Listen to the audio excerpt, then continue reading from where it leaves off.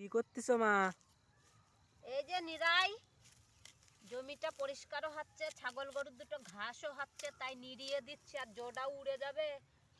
পৌষ মাসের শেষের দিকে একটু মাটি ফাটি টেনে দিয়ে সার জল দিয়ে দেবো, কুদরি হবে মাঘ মাসে। তোমার গাছগুলোও তো ভালো বড় বড় হয়েছে। গাছ এই যে ভালোই হয়েছে, কুদরিও তুলেছি। আবার মাঘ মাস হতে হতেই আবার ভালো কুদরি হবে। এই শনিবারে কত কেজি কুদরি হয়েছিল? 50-60 কেজি মতন হইল। 8 টাকা করে গিয়েছে। কোন জায়গায় নিয়ে যাও তোমরা কুদরি? গোপালনগর হাটে। গোপালনগর? হ্যাঁ। ছাগল গরু কটা আছে? দুটো ছাগল আছে আর দুটো গরু আছে, তাই খাওয়ানোর লাগে ঘাস কাটতাছি। তাই খাওয়ানোর লাগে ঘাস কাটতাছো? ক্ষেতটাও পরিষ্কার হচ্ছে, আবার এদিকে ঘাসও ছাগল গরু খাতি পাচ্ছে।